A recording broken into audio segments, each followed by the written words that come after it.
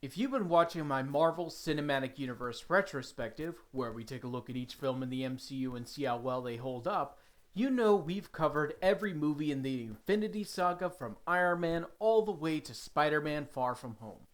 Today, we are looking at some supplemental material made in-house by Marvel Studios with the one-shots, web series, and other shorts. I won't really comment on my initial thoughts on these shorts since my opinion hasn't really changed for any of them, and I want to focus on the impact they made for the rest of the MCU. Before we get into the shorts, let's discuss the term one-shot. It refers to a standalone comic that is only a single issue. It's essentially a pilot for a potential series. Many popular comics and manga started out as one-shots like Death Note and What If.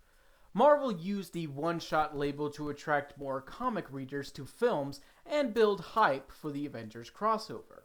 A total of 5 shorts were filmed as one-shots and were released alongside the DVD and Blu-ray copies of the Marvel films. 4 of the shorts were written by Eric Pearson, who later worked on Thor Ragnarok and Black Widow. The first 2 were directed by a man credited as Latham. I have no idea if that's the right way to pronounce it or not. As far as I can tell, this is the only photo of him. His IMDb page lists the shorts as his only work, and his real name is Abed. Other than that, there is virtually nothing known about this guy. I can only assume he may have worked in the Marvel office and was hired to direct the shorts since they could be made quickly, probably taking a couple days at most. The latter 2 shorts were directed by Marvel executive Louis D'Esposito, who served as an executive producer on most MCU films. The 5th and final one-shot is something we'll get into in a bit. The first one-shot, The Consultant, was released alongside Thor. It sees Agent Coulson and Sitwell discussing a controversial decision.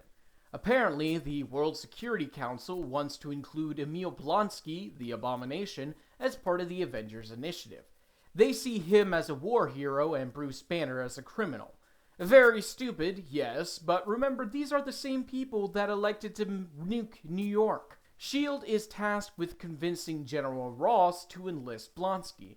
Their only hope is to send a patsy to sabotage the meeting. This is where the title comes in. Recall back in Iron Man 2, Tony Stark was listed as a consultant for S.H.I.E.L.D. on the initiative. They use him as a patsy. We get the ending from The Incredible Hulk where he cameoed.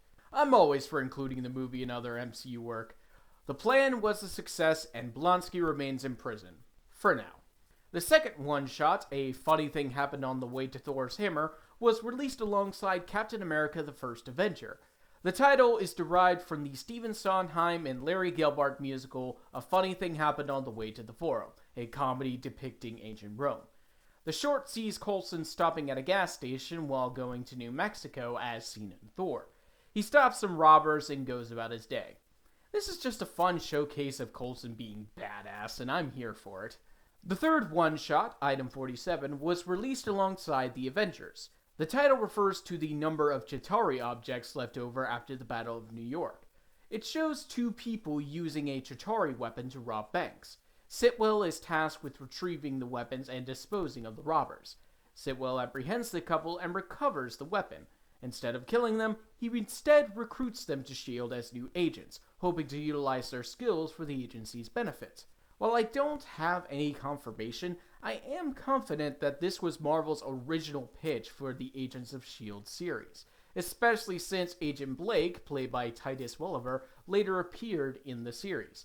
I wouldn't be surprised if Joss Whedon used this as a launchpad for the show.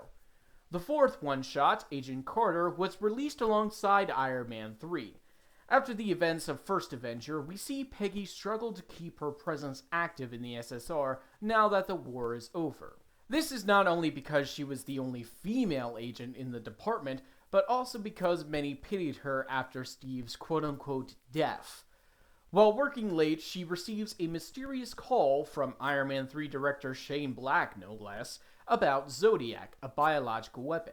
Rather than calling her superior, she goes to the location herself and quickly dispatches all combatants. The next day, she's berated by her boss John Flynn, played by Bradley Whitford, until he receives a phone call from Howard Stark, who tells him she'll create the SHIELD agency alongside him and Sergeant Phillips. He is further humiliated by being ordered to honor Peggy for her work. This is an excellent short. It's fun to see all the familiar faces. Neil McDonough even makes a cameo. This one-shot was the direct inspiration for the TV show. In fact, Esposito later directed an episode for the series. Seeing this correlation between Marvel Studios and Marvel Television makes it seem like they had a much more symbiotic relationship before they were separated. It's interesting to see these connections, especially since Whitford later reprised his role in the animated What If series. The fifth and final one-shot, All Hail the King, was released alongside Thor: The Dark World. It was written and directed by Drew Pearce, the co-writer of Iron Man 3. He made the short as an apology to fans who were disappointed by the Mandarin twist. And it's a damn good apology. This is probably the best of the one-shots, just by how well executed everything is. We catch up with Trevor Slattery since his arrest. He's basically royalty, hence the title, with every inmate treating him like a celebrity. While being interviewed about his role as the fake Mandarin, we learn that he didn't research the actual Mandarin or the Ten Rings. He was conscious of all that Aldrich Killian did, but was blissfully unaware of who and what he was portraying. In the end, the reporter is revealed to be a Ten Rings agent who kidnaps Trevor to take him to the real Mandarin and face punishment for misusing his name. This left the possibility of a new interpretation of the Mandarin, which eventually happened in Shang-Chi and the Legend of the Ten Rings. There are so many fantastic moments here, including a hilarious cameo from Sam Rockwell. And with that, all the one-shots are done. Next up is the web series WHIH Newsfront. The network is taken directly from the comics, which covered all news stories surrounding our favorite heroes. It debuted briefly in The Incredible Hulk and is sometimes spotted in the background of other MCU projects. The webisodes were made as promotional material for Ant-Man and Captain America Civil War. They even feature Leslie Bibb and William Sadler reprising their roles as Christine Everhart and President Ellis respectively. The Ant-Man segments had Paul Rudd and Corey Stoll appear in character as Scott Lang and Darren Cross, and gave more background on Pymtech and Scott's heist that got him arrested. The Civil War segments discuss the fallout of the events of Avengers Age of Ultron and the formation of the Sokovia Accords. They're all fun in-universe stories to add more to the franchise. Lastly, I want to touch on one other short film. It's not labeled as a one-shot and wasn't released online as a web series, but I feel like it deserves mentioning. I'm talking about Peter's To-Do List. Remember when the first trailer for Spider-Man Far From Home came out? Remember all that footage we never saw in the final release? This is where it ended up. There's a whole chunk of short scenes cut from the film that was then put together as a short.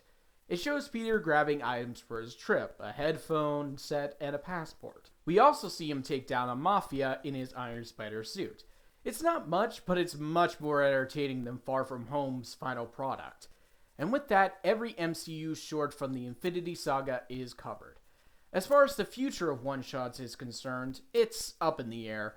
Several ideas were discussed during phases 2 and 3, but nothing ever surfaced beyond what we already saw.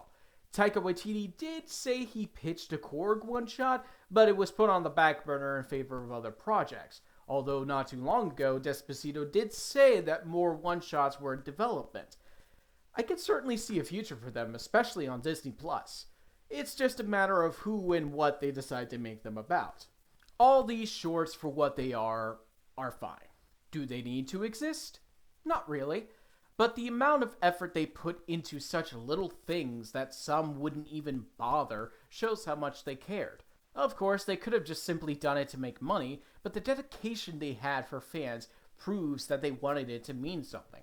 It's why I bothered making a video about it. And there we have it. Everything MCU related within the Infinity Saga has been covered in this retrospective series.